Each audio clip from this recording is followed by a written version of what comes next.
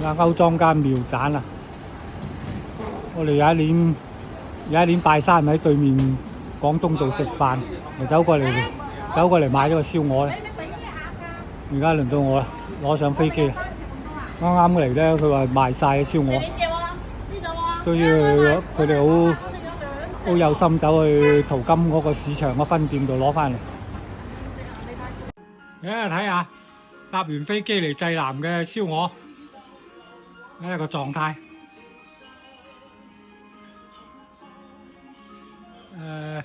呢個方向就係嗰個老東門，我就諗住住近啲，我聽朝一早可以過去睇佢。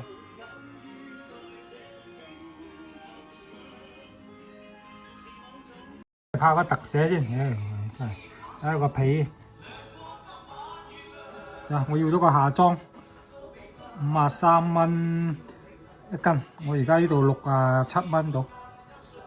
妙讚，快啲俾廣告費我！因為1928年，我問我老豆以前有冇聽過呢間嘢，我老豆係30年代出世嘅人，冇反應。